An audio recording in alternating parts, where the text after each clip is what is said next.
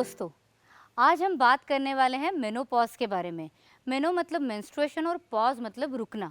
जैसे स्त्री के शरीर में मासिक धर्म की शुरुआत नियरली 13-14 साल की उम्र में होती है, वैसे ही प्रेगनेंसीज और ये सब हो जाने के बाद जब वो मासिक धर्म की ज़रूरत नहीं होती है, तो नियरली 45 साल की उम्र के बाद, और अगर हम ट्रेंड देखें तो नियरली 55 साल की उम्र तक ये मेनोपॉजल फेज़ औरतों में हमें दिखाई देती है।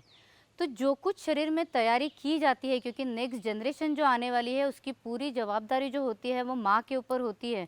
तो शरीर में नई नई चीज़ें बनाने की जो हार्मोन्स की मदद हमें मिल रही होती है, तो जैसे ही मेनोपॉजल फेज़ आती है, ये सेक्स हार्मोन्स जो होते हैं, जो शरीर में पित्त की मदद होती है, वो सब कम होने लगती है और उसके कारण ही मेनोपॉज आने लगता है।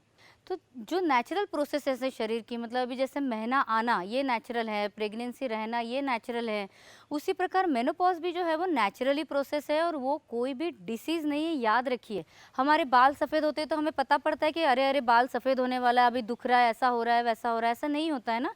तो चेंजेस जो शरीर में होते हैं वो एक्चुअली नेचुरल होते हैं, तो तकलीफ नहीं होनी चाहिए।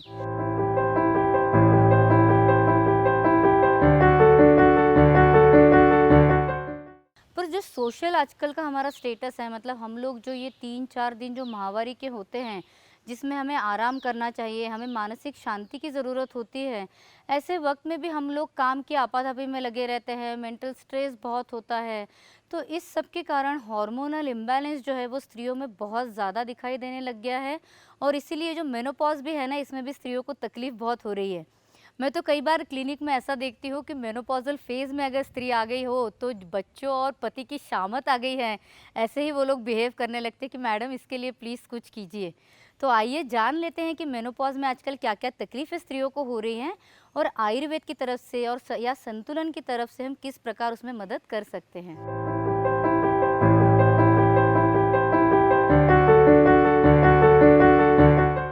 सबसे पहला जो विजिबल प्रॉब्लम दिखता है वो होता है जैसे-जैसे मेंस्ट्रुएशन में गैप आने लगती है, मतलब इर्रेगुलर मेंस्ट्रुएशन शुरू होता है, 1-2 महीने में, 3-4 महीने में गैप के साथ ये मेंस्ट्रुएशन आता है तो वज़न बढ़ता हुआ दिखाई देता है। कई औरतें कहती हैं कि अगर 1 महीना भी अगर मेरा मेंस्ट्रुएशन में गैप आ गया तो 2 से 3 किलो वज़न बढ़ जाता है। अभी देखिए ये नेचुरल है। मुझे बताइए, अगर आपके पास मालूम हो कि बाबा पेट्रोल की स्ट्राइक होने वाली है, शायद कल से पेट्रोल ना मिले, तो आप जाके पेट्रोल की टंकी भर के लाते हैं, आपके साथ कैन्स लेके जाते हैं, सब भर के लेकर आते हैं कि नहीं घर पर। तो उसी प्रकार शरीर को जब समझ में आ रहा है कि अभी जो नई-नई चीज़ें तैयार होने की साइकिल मेरे साथ थी, वो अभी कम होने वाली है, तो मैं थोड़ा-सा स्टोर करके रखता हूँ। इसलिए ईडिमा जो है वो ऐसी औरतों में दिखाई देता है, थोड़ा-सा वज़न बढ़ना स्वाभाविक होता है। तो इसके लिए हेल्दी लाइफ़स्टाइल अगर रखेंगे, तो बढ़ा हुआ वज़न जो है उसकी चिंता न करने की बजाय 2 से 3 साल खुद को दीजिए कि बॉडी स्टेबलाइज़ हो जाए, और आपका वज़न जो है वो आगे जाके स्टेबल भी हो जाएगा और कम भी हो सकता है। तो खाने-पीने का ध्यान जो है बिल्कुल रखिए कि आपका खाना जो है वो बिल्कुल संतुलित रहेगा। रात का खाना एकदम हल्का खाइए, तो पचने में आसानी रहेगी। पचने के लिए संतुलन की जैसे अन्नयोग जैसी टैबलेट हैं, पेट साफ़ होने के लिए एसिडिटी ना हो, इस सब के लिए रात को सैनकुल जैसी पाउडर लेना, इस सब का फ़ायदा जो है वो आपको पक्का होगा। और साथ में सबसे इम्पॉर्टेंट होता है वो है रूटीन से एक्सरसाइज़ेज़ करना। क्या होता है, लिथार्जी बहुत आ जाती है इस टाइम में, मतलब थोड़ी सी थकावट लगने लगती है, तो लिथार्जी आने के कारण लोग एक्सरसाइजेज एकदम स्टॉप कर देते हैं। तो एक्सरसाइजेज करना बहुत नियमित रखिए इस टाइम में, मतलब अगर आपने पहले एक्सरसाइजेज नहीं भी की होगी तो मेनोपॉजल फेज में एकदम रेगुलरली एक्सरसाइजेज रखिए। अभी देखिए जैसे सुबह के वक्त में चलना हो गया, प्राणायाम रेगुलरली करना, या हमारे जो वज्रासन वगैरह जैसे सिंपल एक्सरसाइजेज है वो आप लोग रेगुलरली कर सकते हैं। पद्मासन में बैठना, त्रिकोणासन जो होता है, सर्वांगासन होता है, तो ये सब प्रकार के जो व्यायाम है, और स्पेशली सूर्य नमस्कार। तो सूर्य नमस्कार जो होता है हमारे पूरे शरीर पे अच्छे से काम करता है, हमारे हॉर्मोन्स, क्योंकि आयुर्वेद के हिसाब से जो पित्त है शरीर का वो हॉर्मोन्स के तौर पे हमारे शरीर में काम करता है। तो सूर्य मतलब हमारे जो संसार की सबसे बड़ी एनर्जी है, उसके थ्रू अगर शरीर पे काम किया जाए तो वो हॉर्मोन्स का बैलेंस भी टिका रहने में मदद मिलती है। तो सूर्य नमस्कार भी कम से कम 5, और जैसे जमता हो उससे ज़्यादा 15-20, जैसे भी आपको जमता हो आप कर सकते हैं। दूसरा जो इम्पोर्टेंट प्रॉब्लम दिखाई देने लगता है क्योंकि सेक्स हॉर्मोन्स कम हो चुके हैं, वो है वजाइनल ड्राइनेस। दूसरा होता है सेक्सुअल इंटरकोर्स में इंटरेस्ट कम हो जाना, और तीसरा जो प्रॉब्लम दिखता है वो होता है यूरिन पे कंट्रोल कम हो जाना। तो इन सब के लिए एकदम सिंपल चीज़ होती है, आयुर्वेद में तेल का पीछू बताया गया है। तो ड्राइनेस कम होने के लिए देखिए तेल का तो फ़ायदा होगा ही, ये तो आप सभी लोगों को मालूम है। तो ये जो संतुलन का फेमिसैन तेल जैसा कोई भी आप सिद्ध तेल लीजिए और उसका पीछू जो है वो रेगुलरली यूज़ कीजिए। मतलब इससे क्या होगा, हार्मोनल बैलेंस तो सही रहता ही है, पर वजाइनल ड्राइनेस कम होती है, वहाँ पे जो वात का दोष तैयार हो रहा है वो कम होने में मदद मिलती है। इसीलिए जो यूरिन के ऊपर कंट्रोल भी कम हो रहा है ना, वो भी सही रहने में हमें मदद मिल सकती है। मेनोपॉज में एक और जो प्रॉब्लम दिखाई देता है कि आजू बाजू के सब लोगों को ठंड लग रही होती है, पर मेनोपॉजल फेज में होने वाली स्त्री को बहुत गर्मी होती है।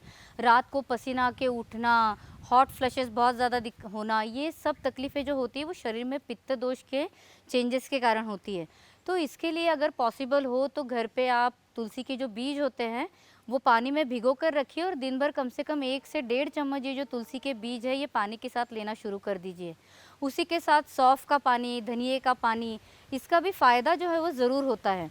अगर हम आयुर्वेदिक दृष्टि से सोचें तो जैसे ये कूल सैंड जैसा सिरप है, अगर ये भी आप सुबह शाम 2-2 चम्मच लेते हैं तो इसका भी आपको फ़ायदा पक्का हो सकता है। वैसे ही संतुलन की जैसे पित्त शांति जैसी टैबलेट है, अगर उसे भी आप सुबह शाम रेगुलरली लेंगे तो इस प्रकार के जो हॉट फ्लैशेस का आपको प्रॉब्लम हो रहा है वो भी कम होने में आपको मदद जो है वो हो सकती है। चूँकि शरीर में नई चीज़ें तैयार नहीं हो रही है, इसलिए कैल्शियम कम हो जाना, हीमोग्लोबिन कम हो जाना ये नॉर्मल बातें होती हैं। तो उसकी भी केयर हम लोग ले सकते हैं। जैसे अभ्यंग तेल के बारे में आपको बताया, तो पूरे शरीर पे अभ्यंग तेल अगर लगाएंगे तो स्किन का ड्राइनेस कम होता है, वज़न कम होने में मदद मिलती है, वैसे ही हमारे बोन्स को भी उससे मदद होती है। उसी के साथ-साथ जैसे ये शांति तेल जैसा तेल है, ये भी आप अगर रेगुलरली आपके जो जॉइंट्स हैं, क्योंकि जॉइंट्स में भी जो प्रॉब्लम है वात का वो दिखाई देने लगता है, तो ये शांति तेल भी अगर आप जॉइंट्स को रेगुलरली लगाएंगे तो आगे जाके जो घुटनों में तकलीफ होती है वो नहीं आपको दिखेगी। या आपकी स्पाइन जो है उसके ऊपर भी अगर कुंडलिनी जैसा तेल रेगुलरली लगाएंगे तो उसका भी फ़ायदा जो है वो आपको पक्का मिलेगा। साथ ही में नेचुरल कैल्शियम लेना जो है वो बहुत ज़रूरी है, तो उसके लिए जैसे कैल्सीसैन जैसी जो टैबलेट्स हैं वो भी आपको लेने का फ़ायदा जो है वो पक्का मिल सकता है। अभी कैल्शियम कम है उसके कारण हेयर लॉस भी दिखता है, तो हेयर सैन जैसे भी टैबलेट्स हैं उन्हें भी आप लेंगे तो भी उसका फ़ायदा आपको मिलता है। वैसे सैनरोज़ है या धात्री रसायन है, तो ये भी इस वक्त जो हीमोग्लोबिन कम होने के कारण चेंजेस दिखाई देते हैं या शरीर में नई धातु तैयार नहीं हो रही उसके कारण जो कुछ चेंजेस दिखते हैं, ड्राइनेस दिखती है हर जगह, उस सब के लिए इस तरह के रसायन जो हैं उनकी आप मदद लेंगे तो ज़्यादा अच्छा होगा। और सबसे ज़्यादा तकलीफ़ जो होती है स्त्री को भी और उसके आजू बाजू के लोगों को भी, वो होती है मूड स्विंग्स के कारण, गुस्से के कारण। मतलब एकदम किसी भी चीज़ से समझ में ही नहीं आता है कि अरे मुझे अभी गुस्सा क्यों आया, मैं क्यों सब पर चिल्ला पड़ी, और बाद में उसके कारण उन्हें बुरा भी लगता है। कई स्त्रियों को इस समय में डिप्रेशन की भी शिकायत होती है, एंजाइटी बहुत हो जाती है। तो खुद की जो केयर है ना वो प्लीज़ लीजिए। एक तो रोज़ शांति से खुद के लिए थोड़ा समय देना, मेडिटेशन करना, हीलिंग म्यूज़िक सुनना। तो अभी जैसे स्त्री संतुलन जैसी सीडी है, ये अगर आप रेगुलरली सुनेंगे तो हार्मोनल चेंजेस जो भी शरीर में होते हैं वो हमें थोड़े से कंट्रोल में रखने के लिए या नॉर्मल रखने में मदद होती है।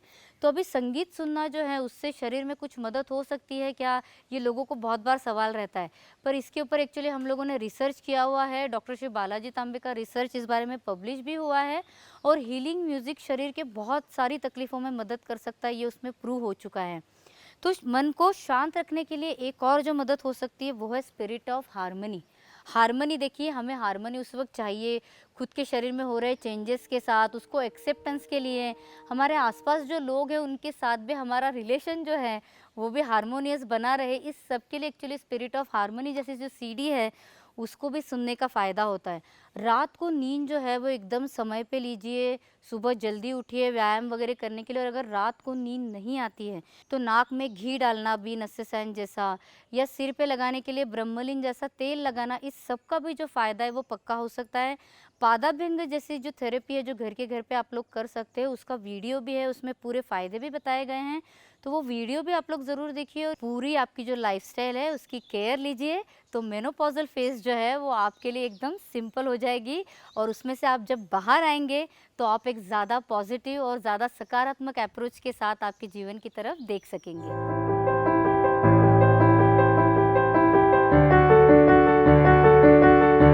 आगे भी हम ऐसे ही नए-नए विषय देखने वाले हैं, तो जुड़े रहिए अपनी सेहत के लिए अपने इस चैनल के साथ।